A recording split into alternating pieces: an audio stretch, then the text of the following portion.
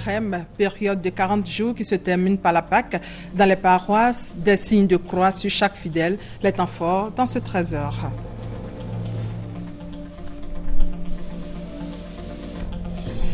Dans l'actualité, le ministre de l'Intégration et ses collaborateurs prennent l'engagement de relever les défis de la diplomatie ivoirienne, engagement pris au cours d'une cérémonie bilan.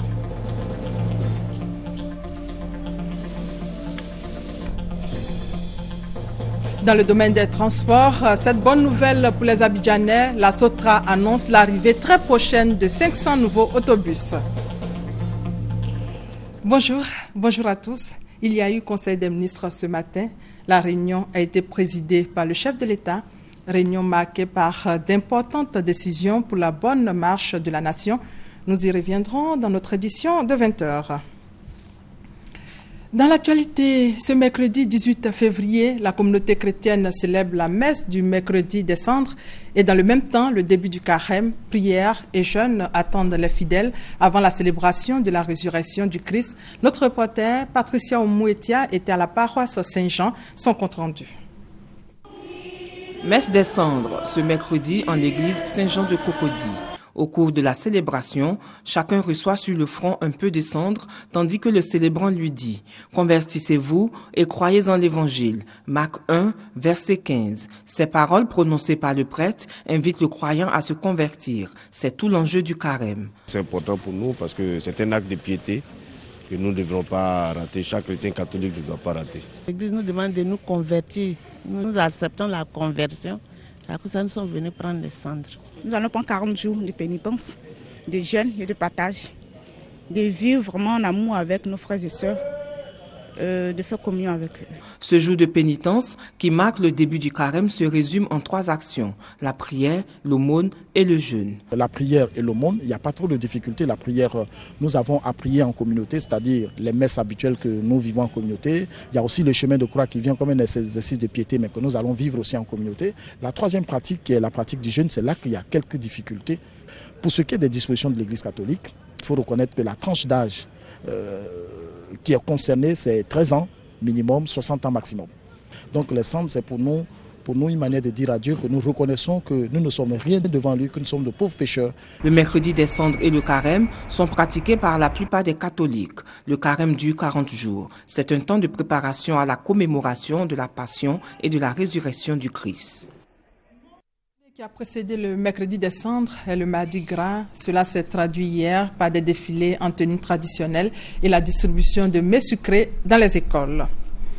Après la religion chrétienne, place à la religion musulmane, le village de Madina, dans la sous-préfecture de Touba, a désormais sa mosquée construite par les cadres et qui a été inaugurée par le ministre de la Construction, Mamadou Sanogo. On fait le point avec Hamza Djabi. Il aura fallu attendre plus de 30 années pour que ce projet voie le jour. La grande mosquée de Madina, dans la région du Bafing, à 32 km de Touba, est enfin là. Les fidèles pourront désormais y prier, organiser des cérémonies religieuses, surtout s'y retrouver pour parler et penser développement. L'édifice, inauguré fin janvier, a été l'occasion pour le parrain Mamadou Sanogo d'appeler tous les cadres à l'union pour sortir la région du Bafing de la léthargie. À travers la visite du Woroba, le président de la République viendra ici. Mais c'est à travers la solidarité entre les cadres que le président donnera le maximum à la région. Toutes les prières qui ont été formulées à son endroit, pour sa santé, pour son inspiration, pour qu'il puisse continuer le développement de ce pays, que toutes ces prières-là soient exaucées. Et que cette année même, qui est en plus une année électorale, se passe dans la paix. À l'inauguration de la mosquée Madina, tous les fidèles, cadres, jeunes et femmes de la région ont effectué leur toute première prière de vendredi. L'imam est intervenu à l'occasion sur le mérite de la construction d'une maison dédiée à la gloire de Dieu.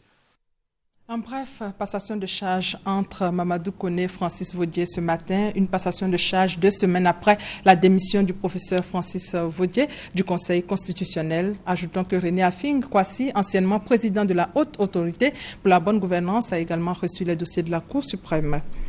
Retour sur le séjour du chef du gouvernement à Washington. Daniel Kablan-Duncan a rencontré les responsables de la Société financière internationale et de la Banque mondiale. Une série de réunions pour proposer au groupe les nouveaux projets de la Côte d'Ivoire. Le compte-rendu de notre envoyé spécial, Hamza Diaby. Daniel Kablan-Duncan à Washington, une occasion pour le Premier ministre de rencontrer les responsables des 3 composantes du groupe de la Banque mondiale pour le renforcement de la coopération entre les différentes parties. Lors de la rencontre de Paris, dans le cadre du groupe consultatif en décembre 2012, il y a un engagement du groupe de la Banque mondiale de financer les opérations de la Côte d'Ivoire. L'engagement qui avait été pris, c'était donc de donner un montant de 2 milliards. De dollars. C'était sur la période 2012-2015. Nous sommes début 2015. Déjà, la SFI et MIGA ont atteint et dépassé même ces montants. Et ce qui apparaît de leur part, c'est qu'ils sont disponibles en fonction de la qualité des projets que nous aurons à financer d'autres projets. Ces rencontres donc pour leur dire merci pour cet appui important et surtout leur soumettre les nouveaux projets du pays. Le Premier ministre m'a fait part de la décision du gouvernement de créer une zone qui serait une genre de zone économique de développement autour des techniques d'information et de la communication et ça serait l'appui de la banque financière et également au niveau des connaissances que nous avons dans ce domaine. Le second point de notre discussion a été la question de la poursuite du programme de démobilisation et l'accélération de ce programme. Comment est-ce que la banque pourrait également soutenir les autorités à accélérer et à ce programme de finaliser ce programme. I look forward to visiting Abidjan. Je me réjouis à ma visite en Côte d'Ivoire pour mes discussions avec le secteur privé aussi et les ministres. Et nous voudrions bien soutenir des projets dans d'autres secteurs du pays, comme l'énergie, les infrastructures et l'agriculture. As well as agribusiness. Des rencontres en somme fructueuses pour la Côte d'Ivoire, une Côte d'Ivoire qui bouge et qui inspire confiance à tous égards. Dans le cadre du 11e Fonds européen de développement, l'Union européenne met sur la table un financement additionnel de 178 milliards en faveur de la Côte d'Ivoire.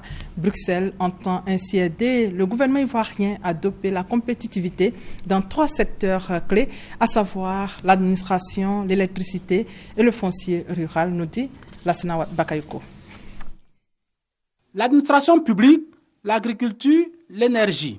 Voici les principaux secteurs ciblés par le 11e Fonds européen de développement qui démarre en 2016. C'est vraiment le fruit d'un dialogue à la fois politique et technique avec le gouvernement ivoirien. La raison d'être du ciblage que nous faisons, c'est parce que l'État ivoirien a jugé que c'était des priorités. Le financement disponible pour les 3 domaines est de 178 milliards francs CFA.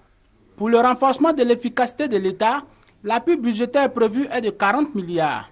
Cette somme permettra d'améliorer sensiblement les indicateurs sociaux, en particulier la qualité du service rendu aux citoyens. En ce qui concerne le secteur agricole, le montant alloué est également de 40 milliards. Ici, l'objectif est de sécuriser le foncier rural par une délimitation efficiente des terroirs villageois. Une attention particulière sera portée aussi à la promotion de la production périurbaine. Quant au secteur de l'énergie, ce sont près de 91 milliards qui y sont affectés. Ce fonds sera orienté vers la satisfaction des besoins en infrastructures électriques. Il s'agit là de rattraper le défaut d'investissement et de répondre à la forte croissance de la demande en énergie à moindre coût. Ce sont des priorités qui ont été exprimées par le gouvernement et nous pensons que effectivement ça permettra d'avoir donc l'impact recherché au niveau donc des projets de développement. Les fonds européens de développement sont mis en œuvre à travers de grands projets. Le 10e Fonds européen de développement, qui s'achève cette année, s'élève à 261 milliards de francs CFA. La Chambre de commerce et d'industrie de Côte d'Ivoire fait le bilan de ses activités. Une occasion pour le président de cette chambre consulaire de présenter les perspectives pour 2015. Et c'était au cours d'un cocktail dînatoire dédié aux acteurs du monde économique. Guy Roger Nguessan et Alvorassa. Les jardins de la Chambre de commerce et d'industrie de Côte d'Ivoire dans un décor inhabituel. Le temps pour les hommes qui incarnent cette institution de recevoir chefs d'entreprise, partenaires économiques et hommes de médias. Pour cette première rencontre de l'année, la Chambre de commerce et d'industrie de Côte d'Ivoire dresse son bilan de l'année 2014 et affiche ses ambitions pour 2015. Être une institution forte pour accompagner l'émergence de la Côte d'Ivoire. Nicolas Djibo, son président, entend se mettre ainsi au diapason des réalités actuelles du secteur privé, acteur majeur de la croissance économique ivoirienne. L'émergence va passer par les investissements. Et jusqu'à présent, la part des investissements publics est trop importante dans notre pays par rapport aux investissements privés. Si nous voulons arriver à l'émergence, il est évident que le secteur privé doit prendre sa part et inverser les tendances. Pour eux ici, la Chambre de commerce et d'industrie de Côte d'Ivoire s'est dotée d'un plan stratégique 2015-2017 composé de 25 objectifs essentiellement axés sur la création de nouvelles entreprises et l'amélioration des performances de celles déjà existantes. Dans ce programme, nous avons fait un focus sur l'hébergement.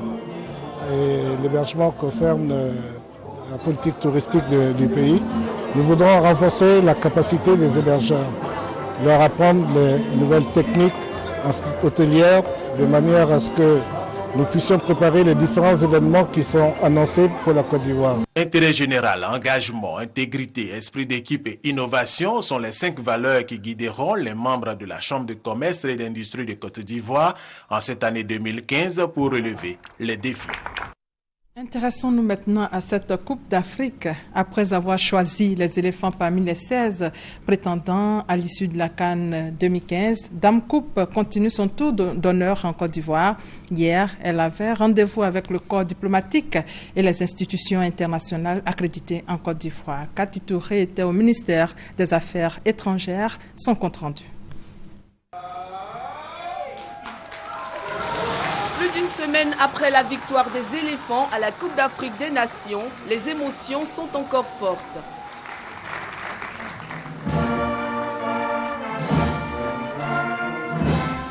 Présente au pays dès les premiers jours, la belle dame s'est fièrement présentée au corps diplomatique et aux organisations internationales accréditées en Côte d'Ivoire sur invitation du ministre d'État, ministre des Affaires étrangères, Charles Kofi Dibi. La Côte d'Ivoire se souvient qu'avec vous, nous avons traversé des moments difficiles en raison de la crise post-électorale que nous avons connue et que nous avons surmontée grâce à votre solidarité et à votre soutien. La Côte d'Ivoire se souvient également qu'ensemble, nous avons partagé récemment des préoccupations d'ordre sécuritaire et sanitaire à l'échelle de notre sous-région ouest-africaine.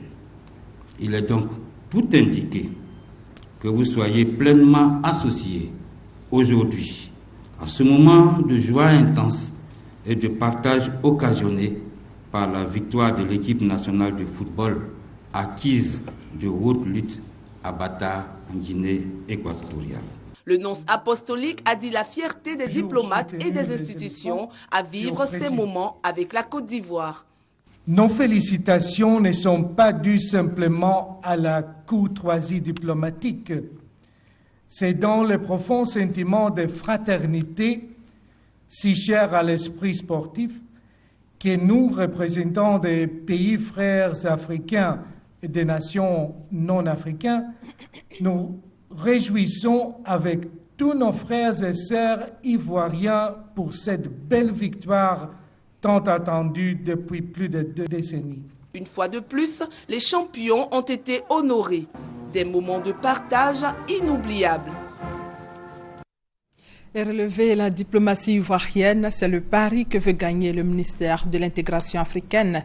Ali Koulibaly et ses collaborateurs ont pris en tout cas cet engagement à l'occasion d'une cérémonie bilan, cérémonie au cours de laquelle le ministère a salué le leadership du chef de l'État qui a réussi à repositionner le pays dans le concert des nations, nous dit Adama Koné. Au ministère de l'intégration africaine et des Ivoiriens de l'extérieur, la feuille de route 2015 tient en un projet essentiel de portée régionale. le port sec de Ferkessédougou dans le nord de la Côte d'Ivoire. Le coût de ce port, d'une valeur de 300 milliards de francs CFA, est à la hauteur des vertus économiques du projet. Projet phare du gouvernement pour sa vision Émergence 2020. Il comprend la construction d'un terminal d'import et export, la réalisation d'un dépôt d'hydrocarbures et la construction d'un abattoir régional et des marchés à bétail. La réalisation du projet du port sec permettra de rapprocher immanquablement le port autonome d'Abidjan de ses partenaires de l'Interland. Le ministre Koulibaly indique que les études sont en finition et que les travaux pourraient démarrer cette année. Autour du projet gravitent une dizaine de projets secondaires communautaires. Le ministère n'oublie pas le second volet de sa mission, les Ivoiriens de l'extérieur. Ce qu'il nous faut réussir maintenant, c'est de doter cette communauté d'une représentation digne de ce nom. C'est pourquoi nous organiserons en mai prochain un forum à Abidjan pour mettre en place, avec les Ivoiriens de l'extérieur, une structure qui les représente convenablement. Un hommage a été rendu par le ministère au président Ouattara qui donne un nouveau visage aux relations internationales de la Côte d'Ivoire, l'éco-diplomatie.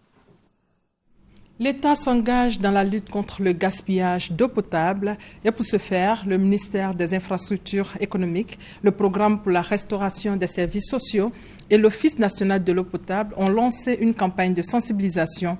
Le slogan est « Je ne gaspille pas l'eau du robinet de mon école ». Placine Niawé et Léon Brou pour plus de détails. Selon le ministère des Infrastructures économiques, le taux de gaspillage d'eau potable dans l'administration publique représente 60%, avec 37% pour le seul ministère de l'Éducation nationale et de l'enseignement technique. Face à cette situation à l'origine d'énormes dépenses publiques, l'État s'engage à tirer sur la sonnette d'alarme. Il sensibilise et appelle à un changement de comportement à travers cette campagne lancée à l'endroit des usagers des établissements primaires, secondaires et supérieurs. Je ne gaspille pas l'eau de robinet de mon école, slogan de cette campagne de sensibilisation pour laquelle de grands moyens sont déployés. Nous avons aussi prévu donc de réaliser des conférences, notamment donc dans les grandes écoles et les universités, aussi bien à Yamoussoukro qu'Abidjan. C'est vrai que c'est les enfants qui sont souvent à la base. Demandez à tous les parents d'avoir un regard sérieux sur cette question et de donner des conseils, les rudiments aux enfants par rapport au gaspillage de l'eau. Entièrement financée par la BAD à hauteur de 120 millions de francs CFA, la campagne de sensibilisation contre le gaspillage d'eau dans l'administration publique va durer 2 mois. Elle concerne les districts d'Abidjan et de Yamoussoukro. Ne pas gaspiller l'eau et garder un environnement sain à l'école, c'est le but de la 3e édition de l'opération École propre qui a été lancée au lycée professionnel de Yopougon. Cette opération vise à mobiliser tous les acteurs autour de la promotion d'une bonne gestion de la salubrité en milieu scolaire. Patricia Omouetia. Journée de salubrité en milieu scolaire. Les élèves du lycée professionnel de Yopougon assainissent leur école. Sketch ou scénettes sont ici présentés par les élèves au cours de cette 3e édition pour une réussite en termes d'assainissement, d'embellissement et d'éducation à l'hygiène. Cette opération nous permet de rendre notre environnement propre. Nous sommes une école et quand les enfants sont malades, ils ne peuvent pas suivre les cours et ça cause des absences et ça donne des mauvais résultats. Raison pour laquelle chaque année, nous initions cette opération Mon école propre. Nous initions aussi le planting de fleurs parce que tout ceci permet d'embellir notre école et puis aussi ça éloigne la pollution. Encadreurs, élèves et éducateurs sont tous impliqués dans cette initiative pour un cadre de vie sain. La directrice prend bien soin de nous. Elle veut que nous soyons vraiment dans un cadre sain, propre, pour vraiment éviter certaines maladies. Et vraiment, et vous voyez, quand vous parcourez le lycée, vous vous rendez compte vraiment que c'est l'un des lycées, vraiment, je pourrais dire, des plus propres de la Côte d'Ivoire. Et vraiment, c'est une fierté pour nous.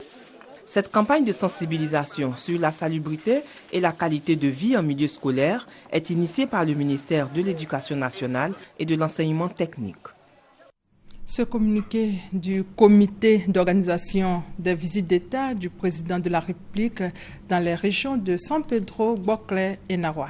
Dans le cadre des préparatifs de cette visite d'État, le ministre d'État, ministre de l'Intérieur et de la Sécurité invite les élus et cadres des dites régions à prendre part à la réunion de lancement qui aura lieu le vendredi 20 février à 15h à la salle Félix Houphouët-Boigny de l'hôtel du district d'Abidjan. En raison de l'importance de cette rencontre, la présence de tous est vivement souhaitée. Le présent communiqué tient lieu de convocation individuelle.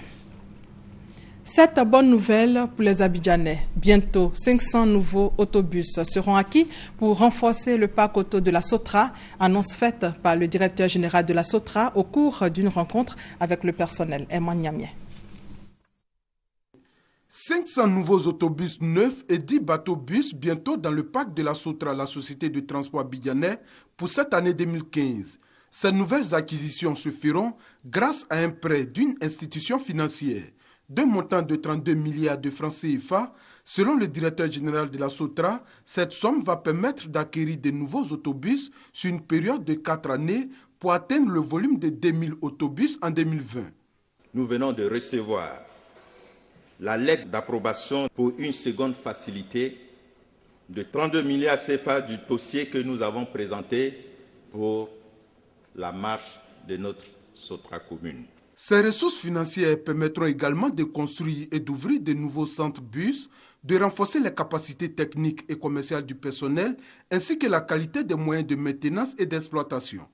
Cette nouvelle qui a été applaudie par les agents mettra certainement du baume au cœur des clients de la Sotra, surtout ceux de Cocody qui pourront se féliciter dans les mois à venir de la mise en œuvre d'un nouveau système de transport baptisé réseau de proximité. Nous aurons l'express communal à Cocody, où nous avons passé une commande de 75 autobus neufs qui vont servir d'express à l'intérieur de la commune de Cocody, climatisés. 2015 sera aussi pour la Sotra l'année du bateau. 32 nouveaux bateaux-bus sortiront des ateliers de la Sotra pour renforcer le nombre existant.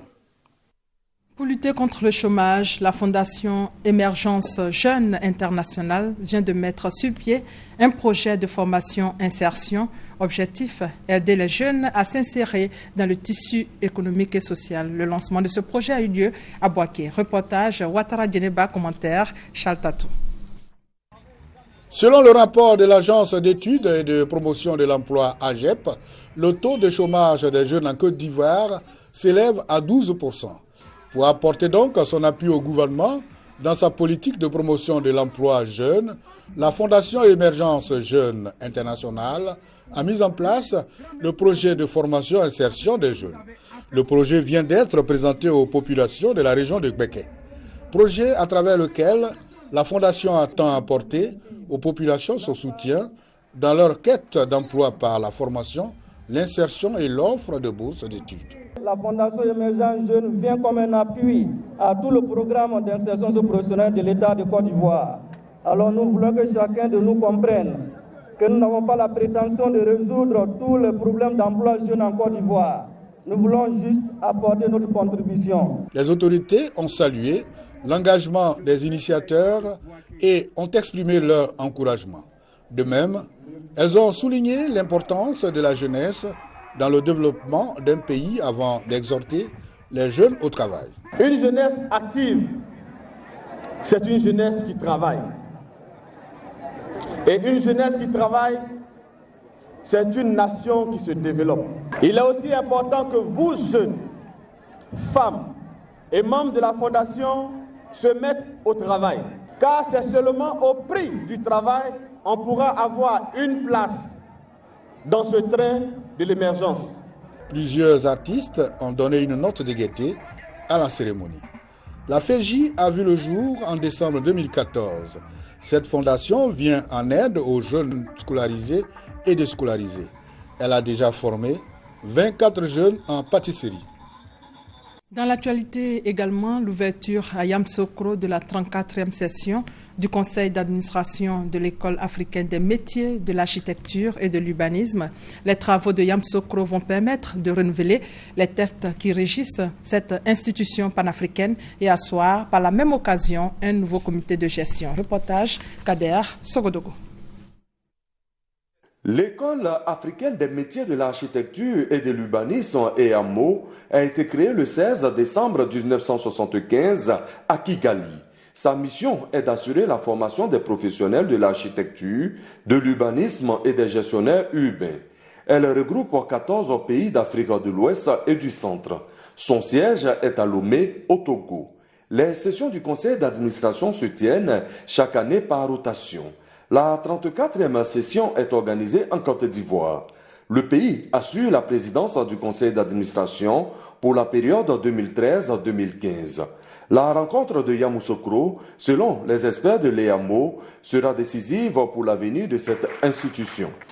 L'École africaine des métiers de l'architecture et de l'urbanisme, l'EAMO, est aujourd'hui à la croisée des chemins. Il s'agit de doter l'EAMO d'un nouveau cadre statutaire et réglementaire ambitieux, à même de lui permettre de faire face aux nouveaux enjeux de la formation au métier de la ville. C'est une triple réforme institutionnelle, financière et organisationnelle qui s'impose à notre institution commune. Depuis plusieurs décennies, l'EAMO au Togo forme des professionnels qui ont pour mission de donner à l'Afrique une architecture moderne qui obéit aux normes qui caractérisent les cités urbaines. Un communiqué final sera disponible au soir des assises de la 34e session. La noix de cajou au centre d'une réunion des acheteurs et des pisteurs à Korogo. Au centre de cette rencontre, la commercialisation de la noix de cajou et la création d'une fédération des acheteurs et pisteurs pour rendre la filière plus dynamique. Philomène Kwame Aïpe Korogo, commentaire Thérèse Tapeyobwe. Les aspects de la commercialisation de la noix de cajou, tel était le thème de cette rencontre initiée par l'Organisation des acheteurs de produits agricoles de Côte d'Ivoire, OAPACI.